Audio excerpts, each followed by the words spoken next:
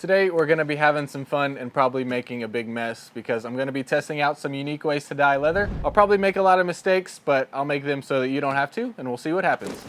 I've got a long list of techniques I want to try, and today I'm going to tackle the first one, which is just using spray bottles, things you might have laying around at home, and see if you can dye leather with them. So right here I've got a garden pressure sprayer for flowers and things like that. This should provide more of a mist, and then just your regular old squirt spray bottle that you have for cleaning products, things like that. And we're going to be using leather colors because it's water-based, so it should work a little bit better, especially when I dilute it with water that's already in here. So let's see what happens. So I'm gonna set this stuff to the side for a second and kind of prep my work surface because it's probably gonna be a mess. Lay down a bit of cardboard.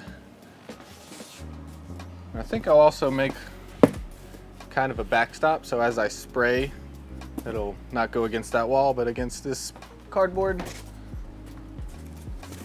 Kind of prop that up.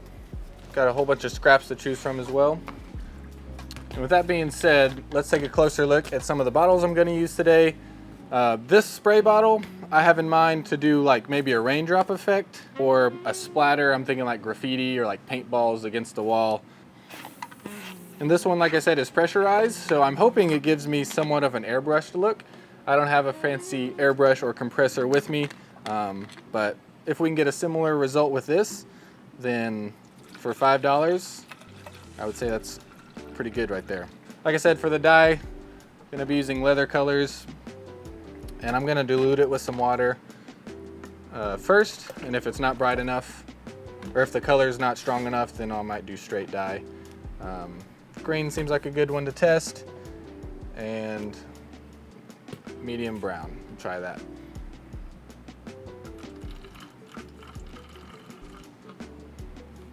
All right. And once I figure out what works best, I'll try to come up with some sort of formula. For right now, I'm just eyeballing these measurements of how much dye I'm putting in compared to how much water.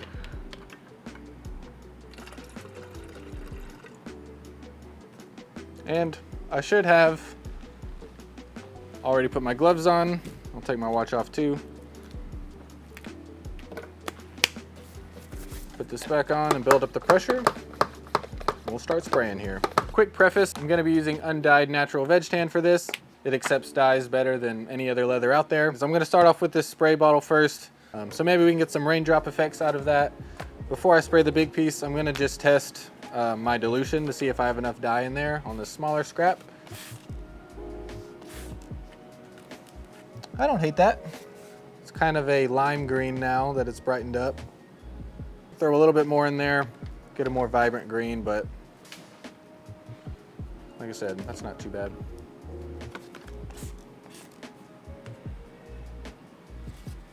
All right, a little bit better. Let's try it on the big one and I guess hope for the best. This is my first time doing this.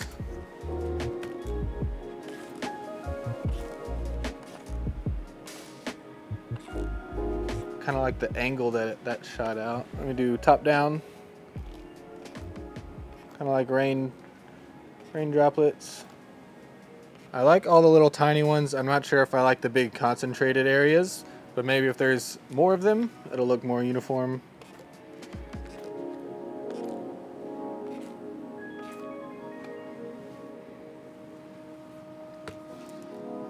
Okay, so that's that.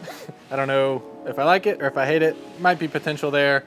Let's move on to another piece, and I'm gonna change the setting on the bottle. And it'll probably also look a lot better once we have some finish on there and once it's dried. Now I'm going to tighten this, and I think I'm going for more of a splatter look. So I'm gonna hit it at an angle, see if it can like splatter out.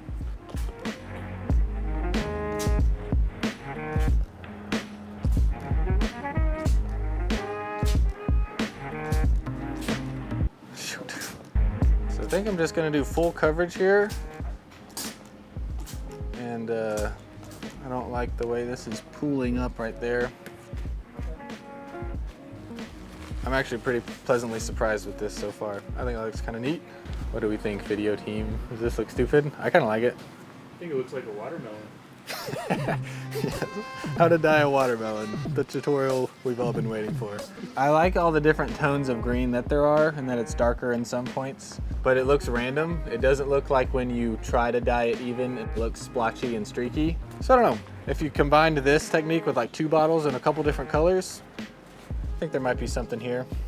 We'll let that dry and I'll throw some finish on it and we'll see how that looks later. So I think what I'm gonna try next is to kind of replicate this part of what I had, but it's pretty light right here, so I'm gonna add a little bit more dye and try to get closer to this color, but closer to this kind of splatter effect. And I'll do a little more concentrated, maybe hit the same area a couple times.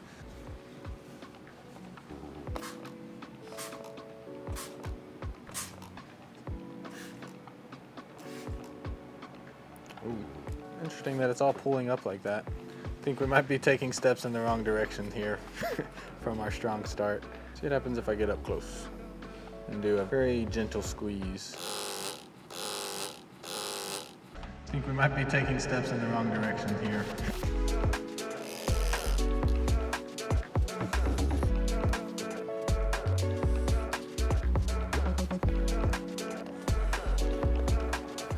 Try to make a little firework here maybe. If you're Nickelodeon, take notes because I've made some slime, but I don't think it'll actually look cool on a leather project, so we might have to move on from this piece. I don't know if I can save it at this point. I've got one little corner here. Can you think of any other thing I could try? Maybe from further away. All right, going for that corner, giving it some distance.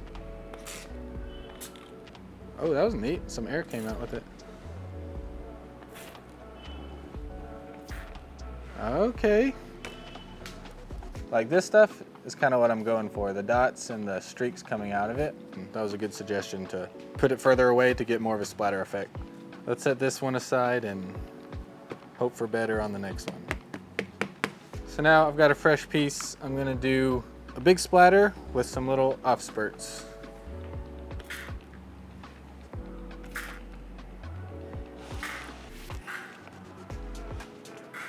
Try to make it look like a bush. I do really like this square right here, this section. I think that looks neat. So that's not too bad either. Like I said, I think stuff will look better with finish on it, so definitely something to check out. So before we move on to the other bottle, let's take a look at some of the results we have. And by no means are any of these perfect, but I do like some of the ideas that we've got going here. This one is when the dye was most diluted, so the color is pretty faint, which could be a good or bad thing depending on the look you're going for. But I do like the pattern. It does remind me of raindrops, which is what I'm going for. So with like a blue and a more diluted solution, could be a cool effect there. This one is probably my favorite because I can kind of already picture a small panel out of this, and once it's shined up, I think it'll look great. But I like the directions everything's going, and I like all the different hues that there are because I stacked multiple sprays, making it a little bit darker. And then this one reminds me of like a bush or maybe some sort of camouflage. So I think with better placed sprays and not have as many open gaps, that's a good concept as well. And at this point we had the most dye because I added a little bit more dye at that point. So we're able to get some deeper, darker greens, which I'm a fan of. So that's kind of a recap of those. I'll do some more experimenting with these and kind of make a conclusion later. But for now, let's move on to this pressurized spray bottle. So my first thought is just to make the mist as fine as possible and act like we're going for an even coat all the way through. I don't know if the mist will get that fine or not, like an airbrush look, but it's worth a try. Build up the pressure.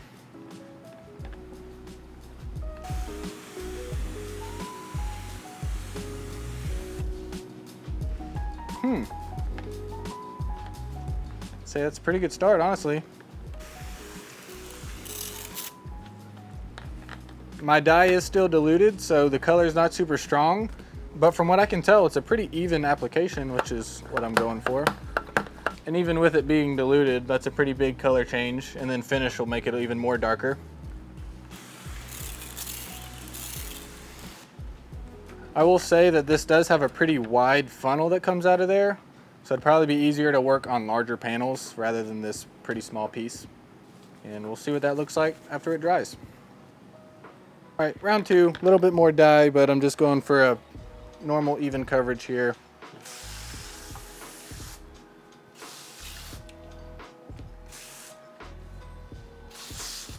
one layer with the more concentrated is already about the same color as 3 coats of the less concentrated. One more coat here. I'm already saturated here on the edges, and you can start to see the dyes coming through the back. So we're just gonna push our limits, try to saturate the whole thing, see if that still has an even color once it's all said and done.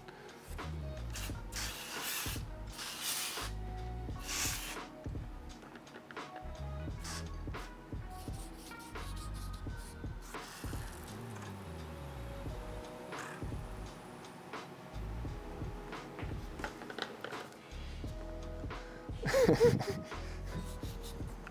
do the back.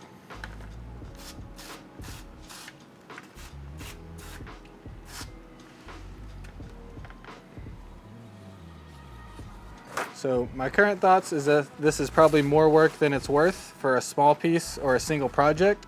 But if you're wanting to dye like a whole side or double shoulder to have the wide spraying ability, it could be more efficient using it that way. So I've wiped off all the excess, we'll let that dry. Check it out later. I don't know, this one's wet on both sides, I don't know where to put it. Corbin, where are you gonna hang that?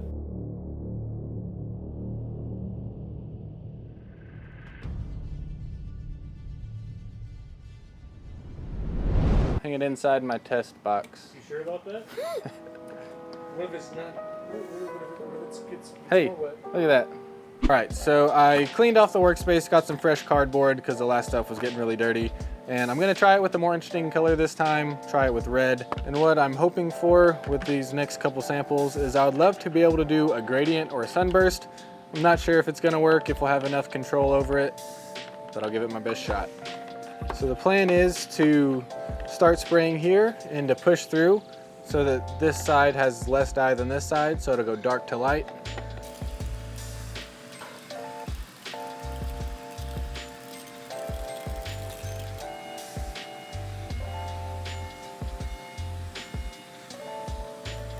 Ha, stop.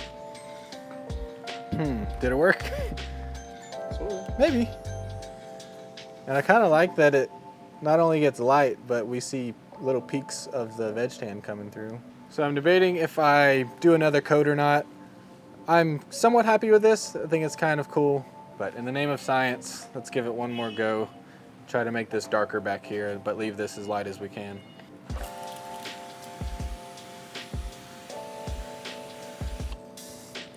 Well, I would say that's a gradient. This didn't get quite as red as I wanted. Maybe that's because I need a little bit more dye in there. But if I had wanted a pink gradient, I think this would be pretty successful. Let that dry. Now we'll do the one that I'm really skeptical about. And I think I'm gonna do kind of a reverse sunburst where it's darker on the middle and gets lighter as we go out.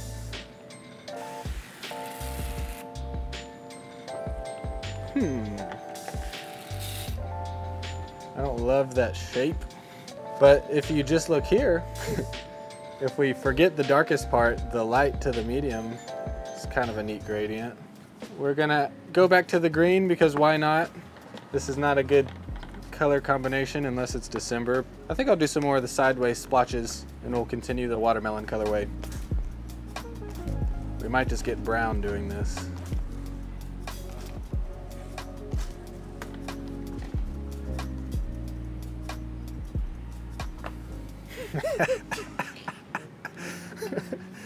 What more could you ask for? Gorgeous. Maybe the top part is salvageable. I don't know. If you disregard the void in the middle. And I noticed that the shape of the cardboard right here, now that it's wet, kind of has like almost a honeycomb pattern. So I might see if I can transfer that onto this smaller piece. Does it look good? Huh. I don't know. Maybe. It's kind of cool. Which one is less awful? All right, so I'm gonna give these a day or two to dry and put some finish on them, which should enhance the look, kind of bring out some of that color and make them look a little bit more shiny. And then I might make a few projects out of them and let y'all have a look at those. And we'll see if any of these techniques are actually worth it. So I've had the chance to let these dry and put a finish on them. And so let's take a look at some of the end results here. The finish that I kind of settled on was to use Phoebing's 4-way care to kind of bring back some of those oils and moisture. And then on top of that, I used Phoebing's leather balm. Here's one of my test pieces. This side is the method I just described. And this side was first with neatsfoot oil and then with leather balm after that. And you can see that the veg tan parts of it are much darker and more brown as opposed to this side over here. And I thought it looked a little bit better to keep it lighter. But the greens did get a little bit more deep and vibrant with the neatsfoot oil. So here is this first one, our first try. Didn't get a ton of dye on there, but looks decent with some sheen and shimmer. And then moving on to one where we sprayed at an angle, kind of looked like a watermelon. This was my favorite at the time, but I think some of these others have usurped it. And then right here is an offcut from one of the others, but it had much smaller but more contrasty little dots. And so get a good look at that. This one shined up really nicely. And then here we got this one right here. This is kind of the splatter effect that I tried. Now let's take a look at some of the red pieces with the other spray bottle. My favorite by far is this gradient that we did, where it goes from light to dark. And here is one that was kind of an afterthought, but that turned out kind of neat. Thinking a small keychain for this. This is the one where we just set it on top of the wet cardboard to soak up the cardboard pattern. And then this is the one that started off as our Sunburst try, but kind of went awry. But if you don't look at the top half, I think there's something up here in the way that the red and the green go together with those green streaks. So I'll try to salvage and get some sort of project out of it. And these brown pieces that I dyed are still drying, especially this one, which we might have gone a little bit too heavy with. But once these are done drying and I've been able to finish them, with the gift of movie magic, you should be seeing the finished product right now.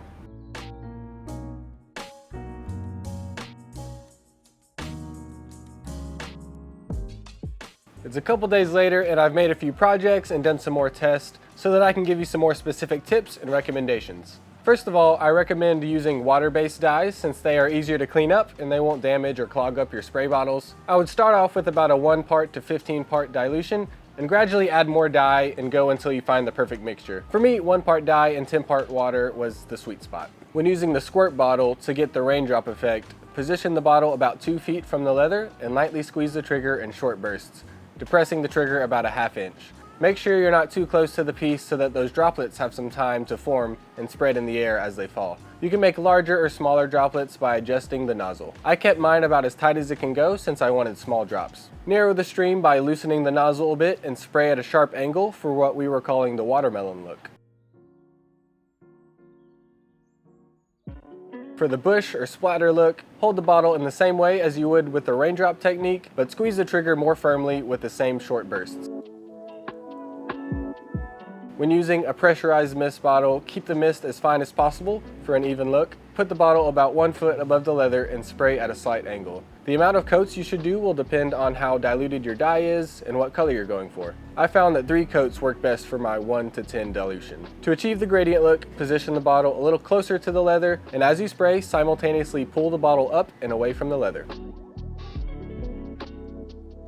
I hope you enjoyed watching me test out this dyeing technique, and I hope you'll try it for yourself. I'll link our Phoebing's Leather Colors dyes in the description below if you need to pick some up. And comment below which look is your favorite, and let me know of any other dyeing techniques you want us to put to the test. And if you've made it this far in the video, might as well subscribe if you aren't already. And thanks for watching, and I'll see you in the next one.